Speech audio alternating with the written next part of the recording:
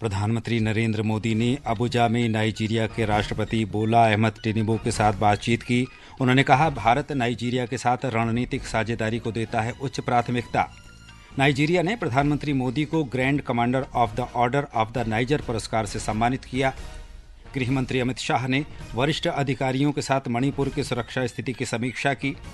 झारखंड और महाराष्ट्र में विधानसभा चुनाव के प्रचार के लिए सिर्फ एक दिन शेष। राजनीतिक दल कर रहे हैं मतदाताओं को लुभाने का हर संभव प्रयास। दिल्ली एनसीआर में वायु गुणवत्ता लगातार 5वें दिन गंभीर श्रेणी में। मौसम विभाग ने अगले 2 दिन क्षेत्र में हल्का कोहरा छाए रहने की संभावना व्यक्त की।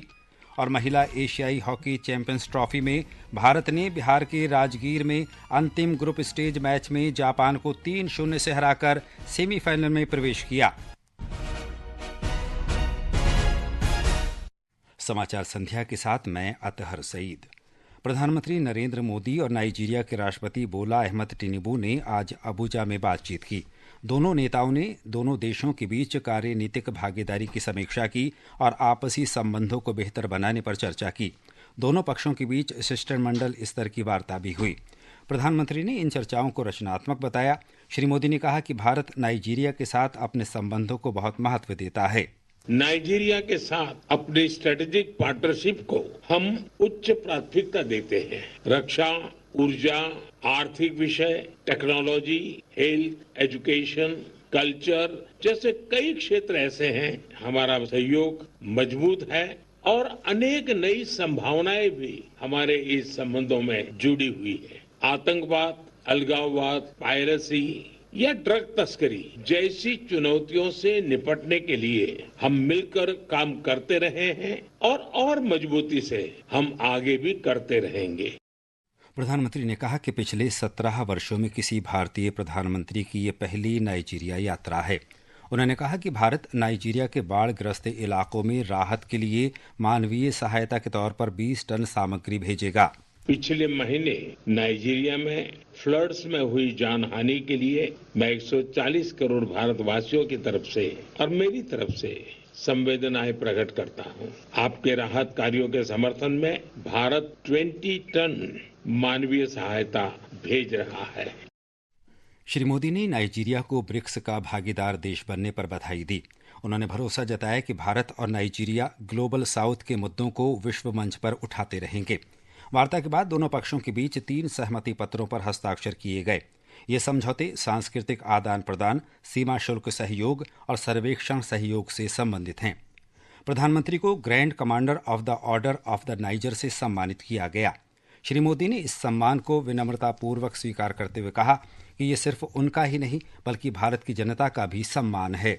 मैं इस सम्मान को विनम्रता और आदर भाव से स्वीकार करता हूं और इस सम्मान को 140 करोड़ भारतवासियों और भारत नाइजीरिया की गहरी मित्रता को समर्पित करता हूं। हमें भारत और नाइजीरिया के बीच स्ट्रेटेजिक पार्टनरशिप को नई ऊंचाई पर ले जाने के लिए प्रेरित करता रहेगा। श्री मोदी ने कहा कि अफ्रीकी देशों के साथ घनिष्ठ सहयोग भारत की उच्च प्राथमिकता है। उन्होंने कहा कि अफ्रीका में नाइजीरिया की महत्वपूर्ण और सकारात्मक भूमिका रही है। प्रधानमंत्री नरेंद्र मोदी ने कहा है कि नाइजीरिया की अर्थव्यवस्था में भारतवंशियों का योगदान महत्वपूर्ण रहा है। उन्होंने नाइजीरिया में अबुजा में भारतीय समुदाय से कहा कि नाइजीरिया में रह रहे प्रत्येक भारतवंशी ने भारत को गर्वित किया है। उन्होंने कहा कि भारतीय कंपनियां नाइजीरिया की अर्थव्यवस्था को मजबूत कर रही हैं। श्री मोदी ने कहा कि भारतीयों ने नाइजीरिया में योग को लोकप्रिय बनाया है। प्रधानमंत्री ने कहा कि हिंदी भाषा को लोकप्रिय बनाने के भारतीय समुदाय के प्रयासों के कारण अब नाइजीरिया के छात्र हिंदी सीख रहे हैं। प्रधानमंत्री ने यह भी कहा कि भारत का रक्षा निर्यात लगभग 30 गुना बढ़ गया है। उन्होंने कहा कि अब भारत 100 से अधिक देशों को रक्षा उपकरणों का निर्यात करता है। प्रधानमंत्री मोदी आज नाइजीरिया से ब्राजील के लिए रवाना होंगे। वहां की 2 दिन की यात्रा के दौरान वे G20 शिखर बैठक में शामिल होंगे। इस शिखर बैठक के दौरान प्रधानमंत्री मोदी विभिन्न वैश्विक मुद्दों के बारे में भारत का दृष्टिकोण रखेंगे। इस दौरान श्री मोदी की कई नेताओं से मुलाकात की भी संभावना है। अपनी यात्रा के तीसरे और अंतिम चरण में प्रधानमंत्री नरेंद्र मोदी 19 से 21 नवंबर तक गयाना की यात्रा पर रहेंगे। ये समाचार हमारी वेबसाइट www.newsonair.gov.in और हमारे न्यूज ऑन एआईआर ऐप पर भी उपलब्ध हैं। समाचार संध्या में आपका फिर स्वागत है। गृह मंत्री अमित शाह ने आज नई दिल्ली में वरिष्ठ अधिकारियों के साथ मणिपुर में सुरक्षा स्थिति की समीक्षा की। सूत्रों के अनुसार श्री शाह कल इस मुद्दे पर विस्तृत बैठक करेंगे। गृह मंत्रालय ने कल बताया था कि मणिपुर में सुरक्षा बलों को शांति बहाली के लिए आवश्यक कदम उठाने का निर्देश दिया गया है। गृह मंत्रालय ने बताया है कि दोनों समुदायों के बीच उपद्रवी हिंसा में कई लोगों की मृत्यु हुई और सार्वजनिक व्यवस्था बाधित हुई। मंत्रालय ने कहा है कि हिंसक गतिविधियों में शामिल व्यक्तियों के खिलाफ सख्त कार्रवाई की जाएगी। असम के कछार जिले में बराक नदी से आज एक महिला का शव बरामद किया गया। पुलिस के अनुसार ये शव सोमवार को कुकी चरमपंथियों द्वारा अगवा किए गए 6 लोगों में से एक का हो सकता है। इससे पहले 3 बंधकों के शव जीरीबाम की बोरबेकरा तहसील से बरामद हुए थे, जिसके बाद मणिपुर के सभी घाटी जिलों में व्यापक विरोध प्रदर्शन हुए। इस बीच राज्य के गृह विभाग ने जीरीबाम और फेरजौल जिलों में इंटरनेट और डेटा सेवाएं 2 दिन के लिए बंद कर दी हैं। यह कदम सोशल मीडिया पर अफवाहों और राष्ट्र विरोधी गतिविधियों को रोकने के लिए उठाया गया है। मणिपुर में नेशनल पीपुल्स पार्टी ने बीरेन सिंह सरकार से समर्थन वापस ले लिया है। पार्टी के राष्ट्रीय अध्यक्ष कोनराड संगमा ने भारतीय जनता पार्टी के अध्यक्ष जगत प्रकाश नड्डा को इसकी जानकारी दे दी है। मणिपुर विधानसभा में नेशनल पीपुल्स पार्टी के 7 और भारतीय जनता पार्टी के 32 विधायक हैं। फिलहाल राज्य की बीरेन सिंह सरकार को एनपीएफ, जनता दल यूनाइटेड और निर्दलीय विधायकों का समर्थन प्राप्त है। श्री संगमा ने अपने पत्र में राज्य में कानून व्यवस्था की स्थिति का हवाला देते हुए कहा है कि बीरेन सिंह सरकार मौजूदा संकट का समाधान करने और सामान्य स्थिति बहाल करने में नाकाम रही है। महाराष्ट्र और झारखंड विधानसभा चुनाव प्रचार के लिए अब केवल एक दिन शेष है। सभी राजनीतिक दलों के वरिष्ठ नेता जोर शोर से चुनाव प्रचार में जुटे हुए हैं। झारखंड विधानसभा चुनाव के दूसरे चरण के लिए प्रचार कल शाम समाप्त हो जाएगा। सभी राजनीतिक दलों के नेता मतदाताओं को लुभाने के लिए हर संभव प्रयास कर रहे हैं। भारतीय जनता पार्टी के अध्यक्ष जगत प्रकाश नड्डा ने गोमिया, सिंदरी और नाला में चुनाव सभाओं में मुख्यमंत्री हेमंत सोरेन पर भ्रष्टाचार और कुशासन का आरोप लगाया।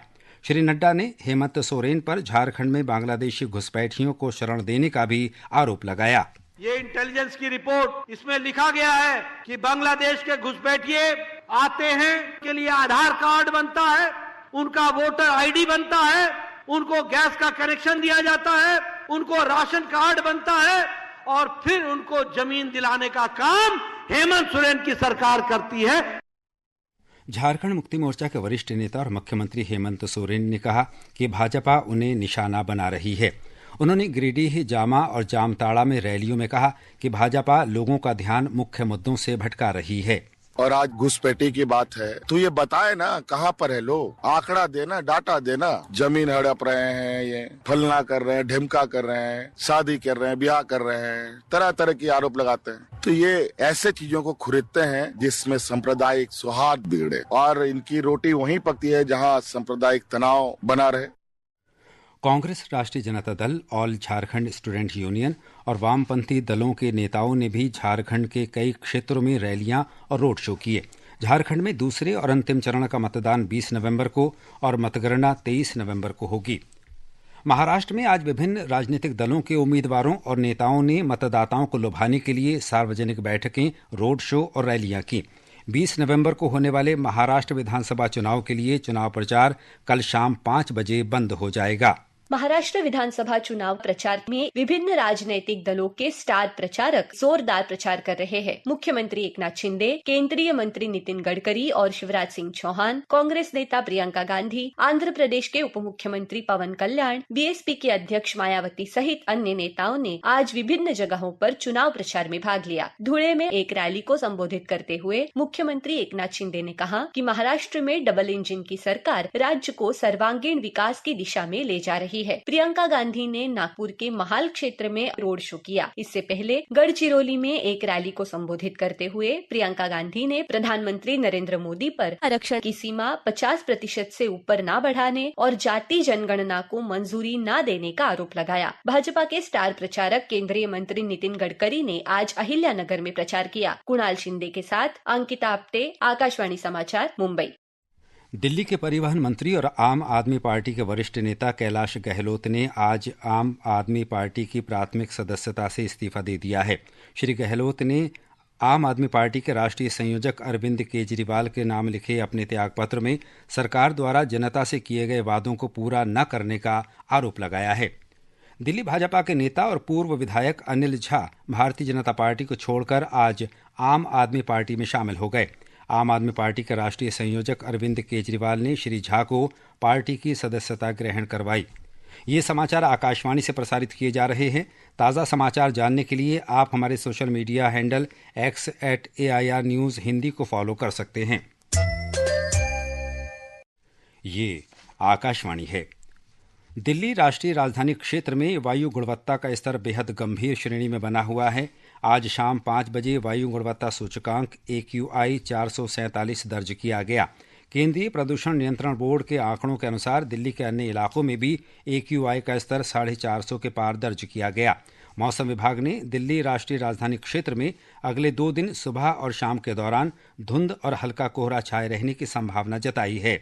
एक रिपोर्ट। दिल्ली NCR में हवा की गुणवत्ता लगातार खराब होती जा रही है। राष्ट्रीय राजधानी में सुबह और रात के समय कोहरे की परत छाई हुई है। केंद्रीय प्रदूषण नियंत्रण बोर्ड के आंकड़ों के अनुसार शहर के प्रमुख इलाकों में AQI का स्तर 450 से अधिक हो गया है। CPCB के मुताबिक आज बवाना में AQI का स्तर 476, IGI एयरपोर्ट पे 467, विवेक विहार में 457, नेहरू नगर में 453, ITO इलाके में 449 और मंदिर मार्ग पर 444 दर्ज किया गया है। गंभीर वायु गुणवत्ता के कारण शहर के लोगों को सांस संबंधी समस्याओं का सामना करना पड़ रहा है। रहीसुद्दीन रिहान के साथ सकलैन अख्तर, आकाशवाणी समाचार, दिल्ली। दिल्ली और इसके आसपास के इलाकों में लगातार खराब हो रही वायु गुणवत्ता के मद्देनजर वायु गुणवत्ता प्रबंधन आयोग ने दिल्ली NCR में कल सुबह 8 बजे से ग्रेफ 4 लागू करने का निर्णय लिया है।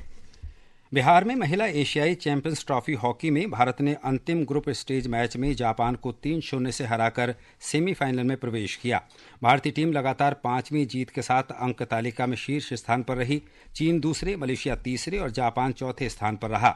मंगलवार को सेमीफाइनल में भारत का सामना जापान से और चीन का मुकाबला मलेशिया से होगा। फाइनल मुकाबला बुधवार को खेला जाएगा। उत्तराखंड के चमोली जिले में स्थित विश्व प्रसिद्ध बद्रीनाथ धाम के कपाट आज रात सेना के बैंड की भक्तिमय धुनों के साथ विधि विधान से शीतकाल के लिए बंद हो जाएंगे। आकाशवाणी का समाचार सेवा प्रभाग हिंदी और अंग्रेजी में फोन इन कार्यक्रम पब्लिक स्पीक में कल रात 9:30 बजे डिजिटल जीवन प्रमाण पत्र पर चर्चा प्रसारित करेगा। पेंशन एवं पेंशनभोगी कल्याण विभाग के संयुक्त सचिव ध्रुव ज्योति सेन गुप्ता इस चर्चा में भाग लेंगे। और अंत में मुख्य समाचार एक बार फिर। प्रधानमंत्री नरेंद्र मोदी ने अबुजा में नाइजीरिया के राष्ट्रपति बोला अहमद टिनुबू के साथ बातचीत की। उन्होंने कहा, भारत नाइजीरिया के साथ रणनीतिक साझेदारी को देता है उच्च प्राथमिकता।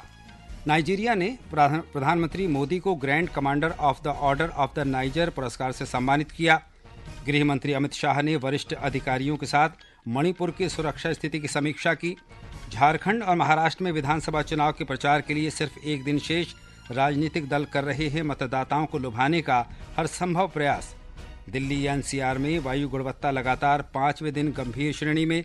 मौसम विभाग ने अगले 2 दिन क्षेत्र में हल्का कोहरा रहने की संभावना व्यक्त की।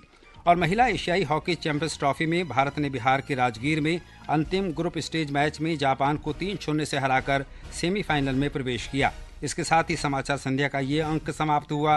नमस्कार।